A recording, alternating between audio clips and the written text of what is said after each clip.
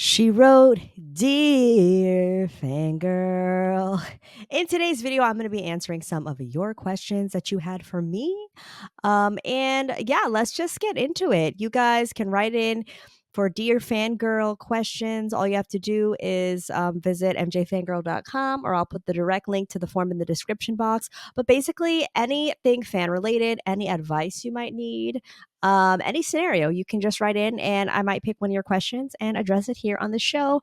It'll be addressed by myself or one of my guests on Club 30's podcast. So without further ado, let's get into it. All right. So the first question comes from Mana. What made you be a Michael Jackson fan and why? And in the future, will you still be a fan of him? Also, if you could go back in time, what Michael Jackson concert would you go to? So, number one, I am a Michael Jackson fan because my family loved Michael Jackson. I think a lot of Black Americans that grew up in the 80s, 90s probably experienced this, but Michael Jackson was just like a part of our extended family. Like the Jacksons' music was always around, Michael Jackson's music was always around. And I can't say this for everyone, but definitely for me and a lot of people that I know. Um, yeah, we just grew up with Michael Jackson. So my dad is a huge fan. He's seen Michael Jackson, I believe it's 5 times live in concert, including the 30th anniversary, but going all the way back to Triumph, Victory, Bad Tour, and I believe he saw a Jackson 5 show. He's seen Michael Jackson several times live. And so he always just he raved about Michael Jackson and other artists too, but Michael really stuck out. Um, and for me, I really latched onto him during my teenage years, the teenage angst years where I really needed a positive influence and someone to be there for me, and not really just like truly there, but more of like a almost like how we have parasocial relationships now, where we see someone on Instagram, we're like, oh, that's like my friend in my head kind of thing. I think that's what Michael Jackson was to me. And because he had such a rich discography and so much to discover, it was um, really like it became like my passion to be a Michael Jackson fan and just like to discover things about him, to share information about him with other people. Um, to celebrate his artistry. And so that's what made me a fan. And I'm pretty sure I'm going to continue to be a fan.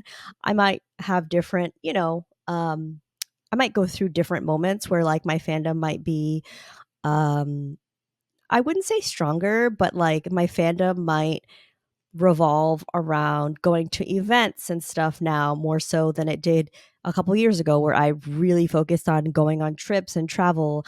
And in a few years, I may just be focusing on like digging deeper into the music or the videos. So I think fandom evolves and it changes. But when you love someone, um, an artist like Michael Jackson that has meant so much to so many people, I think that just doesn't go away, because it's like inside of you.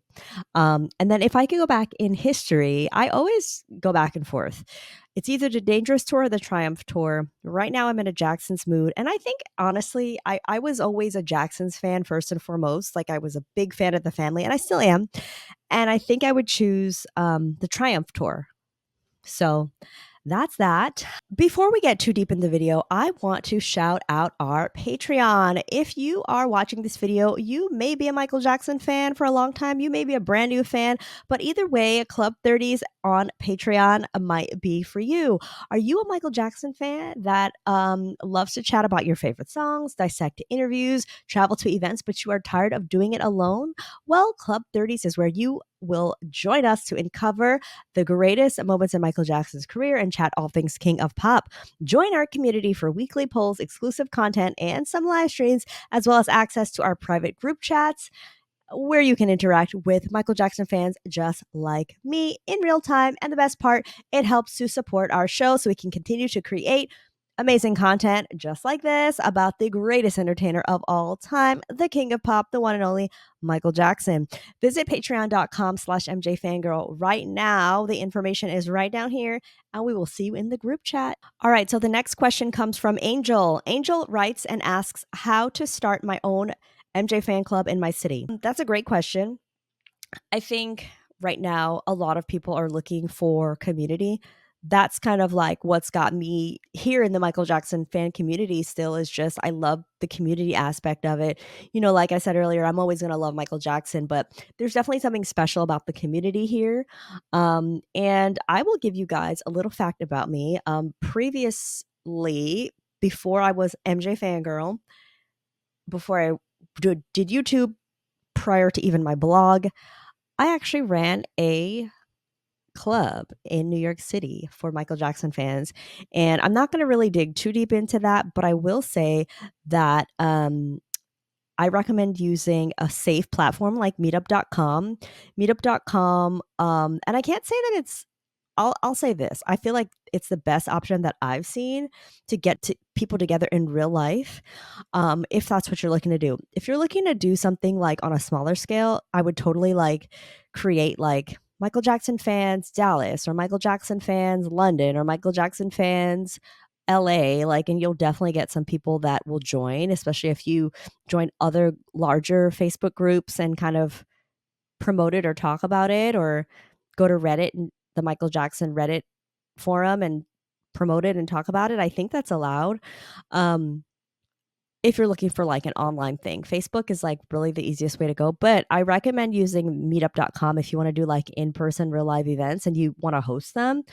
But also, like, if you want to start a fan club in your city, the best thing to do is to start networking. And I don't want to like sound too ridiculous if any of these events are like out of your reach or whatever.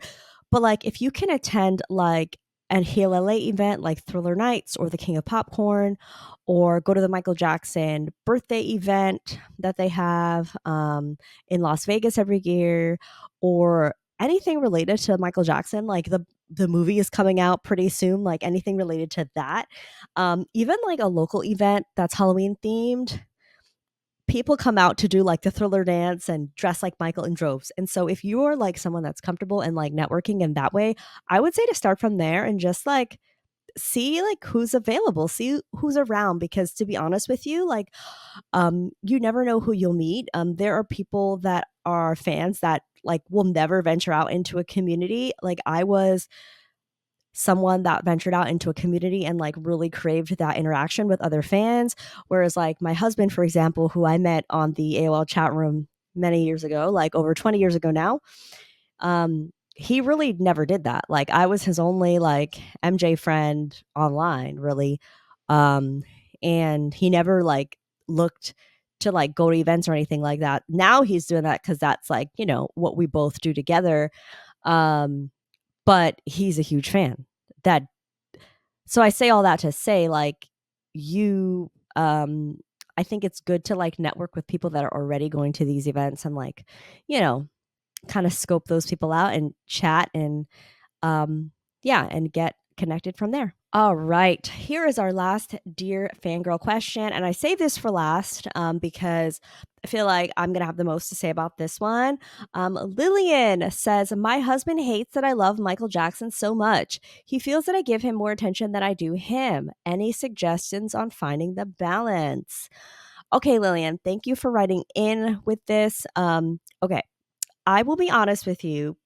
I am going to have a hard time like giving really true fair advice because number one, my husband is a Michael Jackson fan. And so like this advice is not coming from like personal perspective, This is just coming from what I believe. Um so number one, it depends, because if you guys were together and you developed this love for Michael Jackson after you met, he may just be like, "Wait, what is going on?" Like, I know nothing about this, which is totally fine, right? We all evolve and grow in marriage. And I really feel like, if you guys don't have any other issues, like I do think it's important to cherish your marriage.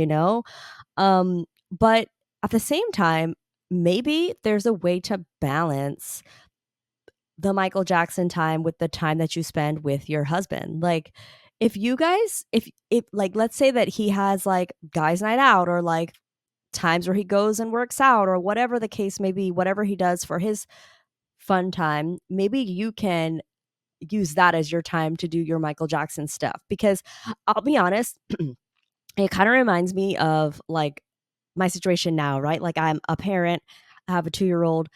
I can't really dedicate all of my free time um to Michael Jackson. Otherwise, like my family would end up hating Michael too because I'd be taking time away from them. And so I guess to me, it would be like you would enjoy that time with your husband separately and then have that Michael Jackson time like at a separate time, you know? Like I wouldn't be spending nights watching Michael every night of the week. You know, like I know that it's hard because you want to like dive deep into Michael and like all of the like things to discover about him and watch all the YouTube videos and listen to the music and stuff like that. But if you cherish your marriage, like I would definitely try to find the balance.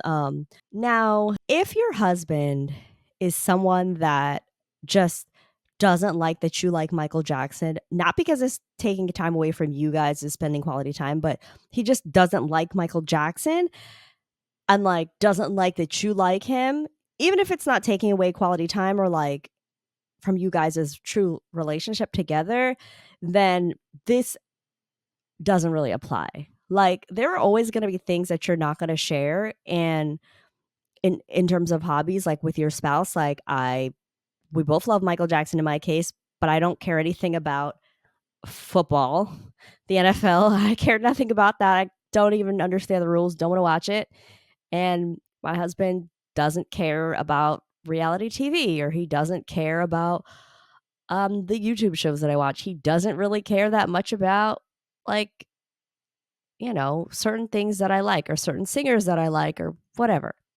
So I guess, but we don't hate on each other because of that. Like, I'm not like, oh, you can't watch football, like, unless it's taking away from family time. You see what I'm saying? So I hope that you can find the balance in that. And I hope that there is a way to remedy this situation because I do believe that you should definitely cherish your marriage and cherish your time together and then have your separate time and that's when you can do your Michael Jackson stuff and yeah, if you guys have any recommendations for the folks that wrote in, or if you guys just want to chat about these topics, make sure you're doing that down below on the YouTube video right here, MJ Fangirl TV. Definitely go ahead and make sure that you are subscribing to us on Spotify. Also, if you ever want to just listen to the content in your car or something like that, Spotify and the the show is called Club 30s with MJ Fangirl. Also, make sure that you hit us up backstage if you want to chat further about these subjects and so much more about Michael Jackson, as well as get 3 videos a month that are not here on YouTube. Patreon. Come over and join us. I hope to see you there. Bye bye.